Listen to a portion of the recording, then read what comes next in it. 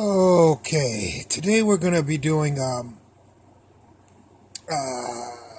part two of Cantor's analysis of transfinite cardinals. I've already done a video of which we'll call part one, quite a while ago. So I'm going to put the link of the first video I did in the description of this video, so you don't have to go through all my videos to find it. So I'll put the link for the first Cantor lecture that I did in the description. Okay, so let's get started here. First of all, I'm going to review a little bit. George Cantor was a mathematician that lived between 1845 and 1918. Around 1870 is when he developed this type of mathematics. I'm going to give you a forewarning. This mathematics drove him a little bit crazy, and he had to be institutionalized a few times, and the end of his life was not the greatest of stories because of some of the reactions of the rest of the mathematical community towards his work, as well as what the problem that he tried to solve, which we'll discuss a little bit later on, that still no mathematician has solved yet to this date. So he was pretty much going against an insurmountable mountain of mathematics. So let's get started. First of all, I'm going to review a little bit of this stuff, and some of the stuff I may have not covered in the first lecture, but let's start with it really quickly. We call n, the set n is the natural numbers 0, 1, 2, 3 to infinity. Z is the integers, which is from negative infinity to infinity, just the integers. Q we'll call the rationals, which is anything that can be written as a fraction. So 3 can be written as a fraction. 6 over 2 is 3. 1 half, 7/18, negative 35 over 79. Those are the rationals, anything that can be written as a fraction. And then R is the real numbers, which are any number possible that is just doesn't have an imaginary component. So like negative pi is a real number, negative 1, 0, of course, 3/4, e, and so on, and regular pi from negative infinity to infinity. So these are the 4 sets that we're going to be dealing with. So try to remember what each of those are, and we'll go through. Let's define cardinality. Cardinality is the word that we assign to the number of the elements in a set, and so we'll define that way. And the way we define cardinality with a mathematical symbolism is with these bars right here. We do that in in vectors, matrices, vectors. We have this is the length of the vector, and so on. But cardinality will be these bars. Will mean it's the number of elements in the set. So let's get started. I'm gonna some of this stuff is going to be a review of my first thing, but we're going to go through it a lot faster, and I'm not going to give you proofs. If you want proofs for some of this beginning stuff, you'll have to go to my first lecture, because we want to get to other stuff here. The first thing is that how many numbers are in here, how many elements are in here as opposed to here, as opposed to here, the first 3 ones. Some people might say there's more in here because this is inside here, plus there's a lot more, and there's even more here than here. So they might say this is the smallest, and this is the next biggest, and this is the biggest. Right here, Q is the cardinality of the number of elements, or the cardinality of Q is bigger than Z, and the cardinality of Z is bigger than n, the cardinality of n. But that's not true, and I proved that in my first lecture. That Cantor proved it, and I just explained his reasons for that. So we write that this way, that the cardinality of this set is actually equal to the cardinality of this set, which is equal to the cardinality of the Q's. Okay, and we call that in abstract algebra, it's called Aleph 0. This weird A 0. Some people just use an A or put little symbols above it, but it's just known as Aleph 0. It's no big deal. You could call it Jabunga Mamumba, but the mathematical community calls it Aleph 0, meaning the very first infinity. We're going to see levels of infinity here. Now, the next question that people say is, okay, well, then if all three of these are equal, then this is equal to this, and this is equal to this, and I think this will be equal to this, because infinity, infinity, infinity, infinity, I think you're telling me everything's infinity. Well, that's not true, and again, the proof is in my first lecture, or anybody else's lecture that's competent with Cantor's set theorem. So the cardinality of this is not equal to the cardinality of the reals. The reals are actually one level of this that we discussed. Yes, this is infinite, but this is a bigger infinity. The number of real numbers is a bigger infinity than the number of natural numbers, even though they are both are what are called infinite sets. They're both infinite. Still. The cardinality of the natural numbers is not equal to the cardinality of the reals. Now you can imagine that we really doubt if all the n's are inside R, we don't think that the cardinality of R would be smaller than.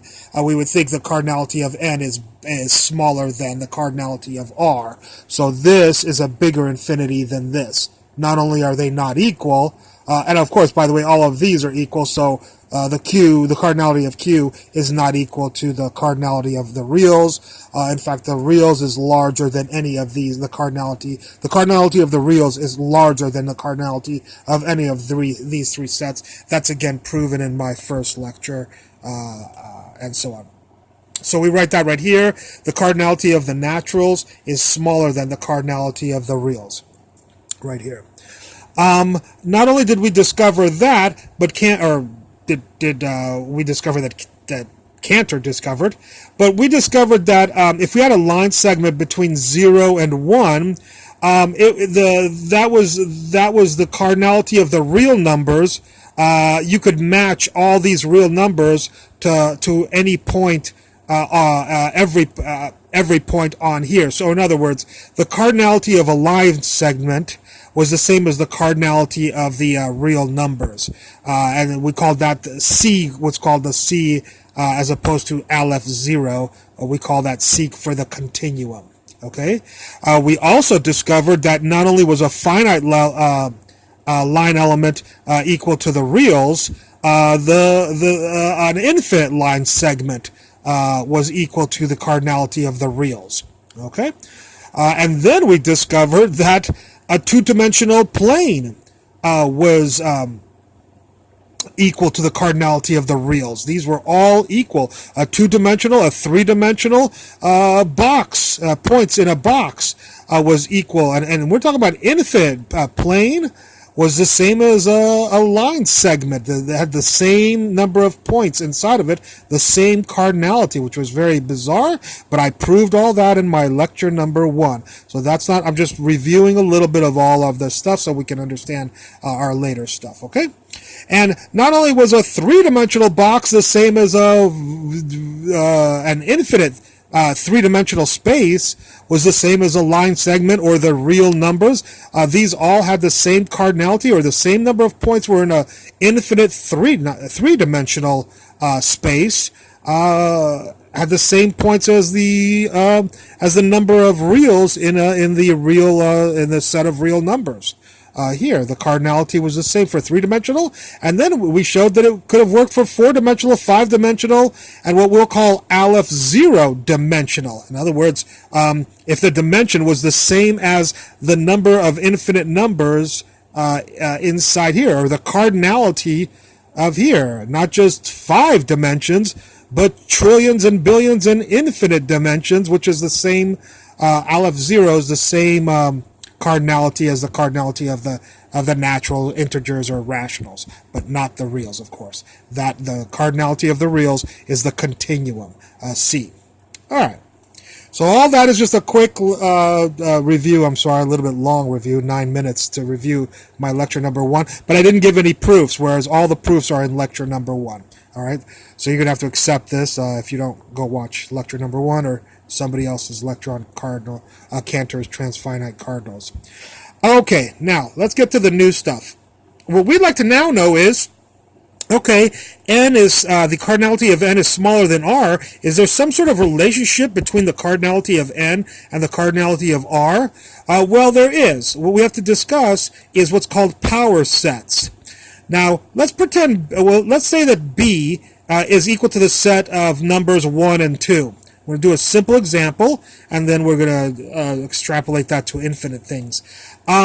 If b is the set with the numbers 1 and 2, the power set is every set that you can make of these. So one thing you could do is you could just take 1, or you could just take 2, or you could take 1 and 2, or you could take the empty set. That's included in the power set of things. So it turns out that if you want to know the number of elements in the power set from the set, it's always 2 to the number of elements in your set.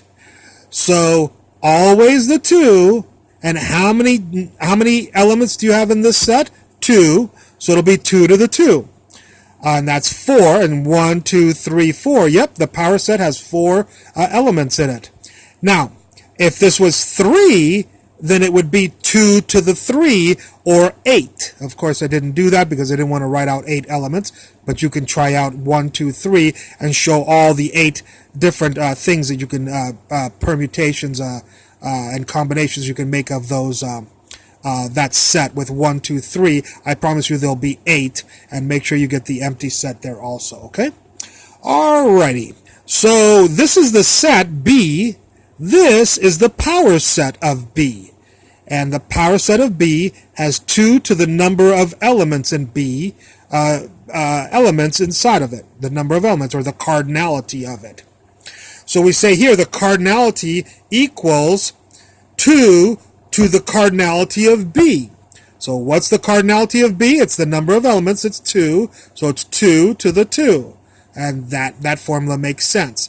One thing we want to notice is that we cannot match every person in B to every person in the power set of B. So you could match these two, but then these two would not be matched. What we say is that the cardinality of the power set, or the number of people in the elements in the cardinal set, in the power set, is always going to be bigger than the cardinality of the set. So the power set of B has 4 elements, and that's bigger than the cardinality of B, which has only 2 here. So the power set is always bigger than the set. The cardinality of the power set is always bigger than the cardinality of the set. Now, that is obvious for what's called finite sets, which have do not have infinite number of elements. But does it also work for infinite sets? It turns out it does. And that is one of Cantor's theorem. I'm not going to prove that one here. You'll have to accept that that Cantor did prove it, and you can go look for the proof later on there. Okay. So, if here we have the cardinality of the power set of the naturals is bigger than the cardinality of just the natural set. Well, of course, the power set of this is going to be much bigger and won't match. Now, it turns out that the power set of the naturals, the cardinality of the power set of the naturals, is actually equal to the cardinality of the real set, not the power set of the real numbers, but the real set. So the cardinality of this is equal to the cardinality of the power set of this, not the cardinality of n. So it doesn't say the cardinality of r is equal to the cardinality of n. It says the cardinality of r, the real numbers, or the continuum, is equal to the power set of the cardinality of the power set of n. All right, let's discuss a couple of other things here. Oh, and by the way, I'm sorry, I did not give you the proof of this either. It's quite a lengthy proof, and I just want to give you the nuts and bolts of Cantor's theorems that I did not discuss in the first lecture that I made of this. One question we could have is, okay, the cardinality of n is Aleph 0. Is there any set that's smaller than this? Is this the first infinity that occurs, or is there a smaller infinity? Of course, there's smaller finite sets that have cardinalities that are smaller than the natural numbers or the Q numbers or the Z numbers. But is there another set of numbers that are any set that's infinite that is whose cardinality is smaller than n? And the answer is no. There is no infinite set whose cardinality is smaller than the cardinality of the naturals. So that's why we call it Aleph 0, is because it's it is the cardinality of the infinite set that is the smallest cardinality. Any constant times the cardinality of n is equal to the cardinality of n. We've seen that with infinity. Sometimes we say 7 times infinity equals infinity. So we have seen that. Another interesting result from Cantor's thing, which I'm not proving any of these here. I'm just giving them as information. You can find the proofs if you want to look forward to this. I'm just giving you the physics formulas. I'm not just deriving them for you as an analogy. It turns out the cardinality of n, okay, 7 times the cardinality of n is equal to cardinality of n, but how about the cardinality of n times the cardinality of n? That's got to be huge, you know? Well, no, it turns out also to be the cardinality of n. So cardinality of n squared is also the cardinality of n, which is Aleph 0. All of these are Aleph 0. All right, the first level of infinity. Let's discuss some of the real, some mathematics with real, the real set of the set of real numbers, and that is the cardinality of the real numbers plus the cardinality of the real numbers is just the cardinality of real numbers. A constant times the cardinality of real numbers is the cardinality of the real numbers, which is C, the continuum, and this is the continuum C. How about n times the cardinality of n times the cardinality of the real numbers? Well, it's also just the cardinality of the real numbers. How about the cardinality of the real numbers times the cardinality of the real numbers? That's got to be huge. Nope, it's still the cardinality of the real numbers, which is the continuum. Okay? Okie doke. With all that mathematical knowledge, let's discuss this. The next question Cantor had is something called the continuum hypothesis, which has not been proven yet, and which Cantor spent the rest of his life pretty much going insane trying to prove, and some other mathematicians also somewhat spent their last lives trying to prove this, and a lot of people have tried to prove what I'm about to state here, that what's called the continuum hypothesis. Now, we know the cardinality of n is smaller than the cardinality of r. We know that. Our question is there an infinite set whose cardinality is in between these two? This is Aleph 0, and this one, and this is the cardinality of r, which also can be called the cardinality of the power set of n. But is there some set B, infinite set, of course, whose cardinality is in between these two infinities, this small infinity, if you will, and this large infinity, if you will? Is there some set here? And the continuum hypothesis is that there is no set B, but it has not been proven yet. So I want to just make sure you understand that it has not been proven yet. And of course, but on the other side, you might say, well, then why are you stating it? Why do we state it if it hasn't been proven yet? Well, because nobody has found the B. You see, if somebody finds the B, then they can immediately go to the continuum hypothesis and say, hey, you're wrong. You know, there is a set B. So nobody has found the set B whose cardinality is in between the cardinality of the natural numbers and the cardinality of the real numbers. Nobody has found B. And yet no one has proven that there is no B, so we call it a hypothesis, we don't call it a theorem. in mathematics. We think it's true, but we haven't proved that it's true, and no one has proved that it's not true. That's the main point of why we keep it around. We also keep it around because we use it in a lot of other things. So you might say, well, if nobody has proved it and nobody has disproved it, then throw it away. We don't need it. No, we do need it for other reasons in mathematics, in abstract algebra. So, if we assume the continuum hypothesis is true, then what we find is that the cardinality of n is, we call aleph 0. The power set of n, the cardinality of the power set of n, we will call aleph 1. And then if you take the power set of this, you'll get the power set of the power set of the of n, the cardinality of, and we call that aleph 2. And then if we take the power set of n cardinality, we'll call that aleph 3.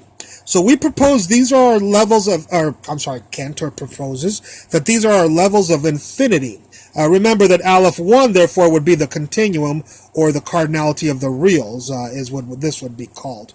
An interesting question is, where is the power set of the continuum? And right now I haven't found anything. If anybody finds out which of these alephs is the power set of the continuum, I would love to know that, but I haven't found it in all the texts that I've read on the Cantor theory. So that's kind of interesting. What is the cardinality of the power set of the continuum? Which aleph is it? Is it aleph 15? Is it aleph infinity? Which aleph is it? We say, introducing this aleph 0 and aleph 1, these levels of infinity, we have a question similar to the continuum hypothesis, which is there a set in between these, or are these the only, are cardinalities quantized, or are there sets, infinite sets whose cardinalities are in between here? And that's called the generalized continuum hypothesis. And we would say that the cardinality, so that's the generalized, where we ask, the continuum hypothesis just asks, hey, between the cardinality of n and the cardinality of r, is there a set, an infinite set whose cardinality is in between there? The generalized one says, is there an infinite set in between all of these levels of infinity? We know these levels of infinity exist. Are there sets that we don't know about that are in between? And the continuum hypothesis says, no, there are no sets. These are the only levels of infinity that exist. Okay? Really quickly, I want to discuss this is the cardinality of n plus 1 is equal to 2 to the cardinality of just n.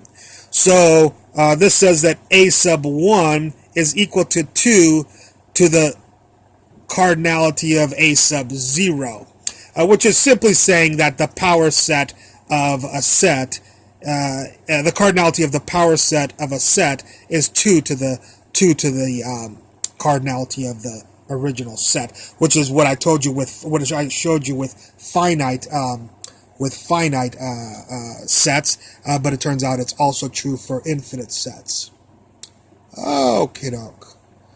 Let's take a quick look over here. So the continuum, the cardinality of the reals is the cardinality of the power set of the naturals, which is equal to 2 to the aleph 0.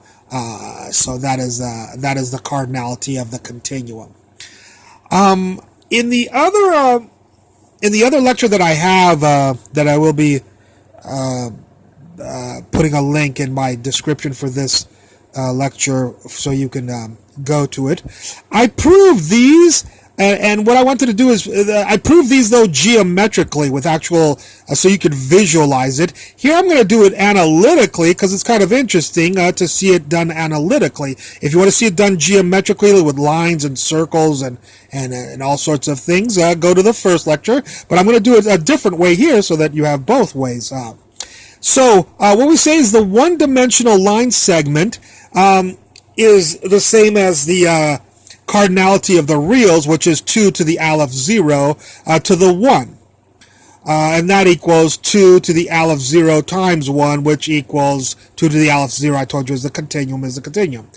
So that's not interesting because it's just a one-dimensional. But when we go to two-dimensional, all we do is we have to square this, this right here. Two-dimensional will be 2 to the aleph 0 to the 2 because it's two-dimensional. And of course, three-dimensional will be to the 3. And five-dimensional will be to the 5. So what happens when we do two-dimensional? This was a line segment or an infinite line. This is going to be a square, a finite square, or an infinite square. Both. Are there more points? Well, this mathematics, because I gave you all this stuff here and all this mathematics, we can do it without having to draw pictures of lines and stuff like that. Although it's neat to see it visually done. Geometrically in the lecture 1, it's more concise to do it this way, much more efficient way to do it this way, where we don't have to draw pictures. So two-dimensional is 2 to the aleph naught squared, but that's just 2 times aleph naught, and I told you over there, constant times aleph naught is aleph naught, so 2 to this is 2 to aleph naught, but 2 to aleph naught is the continuum, so this shows you that the plane is the same as a line segment right here. And so on. If you have 3, it'll be 3 aleph, which is aleph 0. 2 to the aleph 0 is the continuum. So a one-dimensional line segment or infinite line segment or two-dimensional, a plane or a cube, an infinite cube, or a hypercube, or a cube of 20,000 dimensions, they all have the exact same continuum. And this one I did an aleph 0 dimension, which means an infinite number of dimensions. But that'll be 2 to the aleph 0, 3, when it was 3 here, aleph 0 will be aleph 0, and infinite times infinite. But aleph 0 times aleph 0, like I told you before, I showed it to you before, aleph 0 times aleph 0, or the cardinality of the naturals times the cardinality of the naturals, I told you was just the cardinality of the naturals, or aleph 0. So if it's to aleph 0, then it's still the continuum. So there are just as many, this points out that there are just as many points in a one-dimensional line segment as a square, as a three-dimensional cube, as a infinite dimensional and infinite space structure there. Okay, one of the more interesting things, boy, this is getting long, but I think it's pretty neat, is that since this goes on forever, we see that a lot of people, when they say infinity, a lot of people think think that infinity, you're saying, is equal to everything. Is infinity equal to anything, everything? Does that make sense mathematically, according to Cantor? No, it does not. So I kind of left the best for last, because a lot of people will be like, I'm not going to use this. No, but spiritually, a lot of people use this idea quite a bit. They say everything, created everything, or did everything, and Cantor showed that infinity is not totality. How did he do that? He said that by creating power, but not by creating power sets, but seeing the ramifications of infinite power sets. So power sets make the word everything not make any sense. The word everything is impossible. Because this goes on bigger and bigger. So if you say this is everything, we could take the power set of this and we'll get the next thing. And if you say, well, we'll go to the end at infinity, no, because at infinity we could take that set, take the power set of it, and it'll be bigger than that set. So for every set, there is a bigger set. So the infinity, not only are they infinite levels, not only is this infinity and this a bigger infinity and this a bigger infinity, but there is no such thing as the biggest infinity. Because once you get to the biggest infinity, you can take the power set of that, and there is no set of all sets. There's no such thing as the word everything doesn't make any sense, even when you try to apply it to the universe. Okie dokie. Well, think about that and have some fun, and I hope you enjoyed this lecture. I look forward to any comments at the bottom, especially if anybody can find out what the power set of the continuum is. I'll try to look for it and put a comment at the bottom or put it in the description. Thank you very much for watching, and I hope you enjoyed this lecture. Bye.